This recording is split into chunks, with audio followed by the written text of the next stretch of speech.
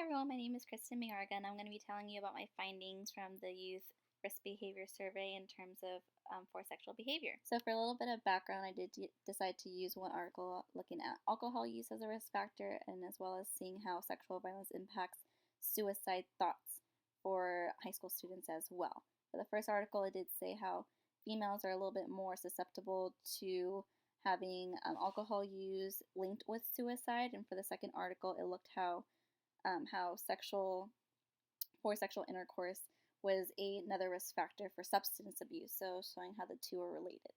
So after looking at the survey data, I was able to see how my dependent variable of forced to do sexual things by a date, which is question 23, may be influenced by 4 different independent variables, which are question 29, question 34, question 43, and question 59. And so the following will illustrate the relationship between gender and ethnicity for question 23. So this slide talks about my chi-squared results.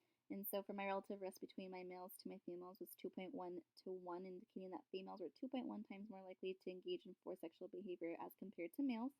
And looking at the ethnicity aspect, that my American Indian, Native Alaskan group was 2.2 to 1 compared to the Asian group. And based on the findings, it can appear that the highest risk group for this behavior are females as well as my American Indian, Native Alaskan group. This slide is also a continuation of my chi-squared results. It just shows you a little bit more of a depiction of how I was able to obtain the previous analysis between the groups. This slide tells you about my analysis of variance, which is again my ANOVA results, and this was able to determine if there was a difference between the means of males versus females on forced sexual behavior and between each ethnic group. So based on my results, I was able to find statistical significance difference in means of gender as well as ethnic group. So as for the effect size, they were relatively small, but according to my data, they all had sufficient statistical power.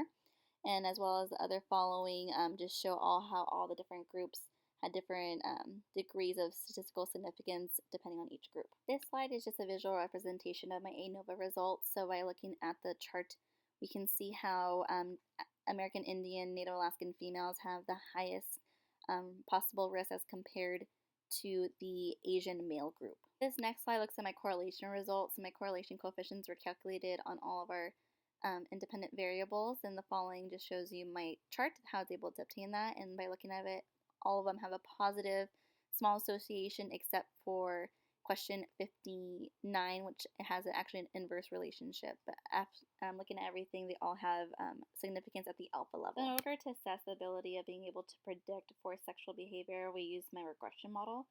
So after analysis, we were able to use question 29, 34, 43, and 59. And due to all of these, we were able to get an R squared value of 0.176. And the following just shows you my equation in terms of how to predict that. So after further analysis, I was able to conclude, based off the literature, that females were definitely one of the highest risk factors in terms of the literature. And due to my analysis of my data, I was able to see how American Indian and Native Alaskan group were one of the highest risks. And so by looking at the data and choosing my specific questions, I believe that there's a predicting for forced sexual behavior by dates in terms of looking at suicide, cigarette smoked, alcohol consumption, as well as if they've ever had sex before. And for looking at possible intervention plans, according to literature, one of them suggests looking at how to control for alcoholism due to its association with, obviously, forced sexual behavior as well as suicide. And another possible intervention was looking at adult support at home as well as schools to help intervene to stop these suicide tendencies. So all in all, I was able to learn a lot from this study and my survey analysis, and to use the different types of statistical tests in order to observe to see if there's any statistical significance for any of these factors. And it is a very important issue in terms of being able to stop this forced sexual tendencies by dates and to just spread word about what is happening.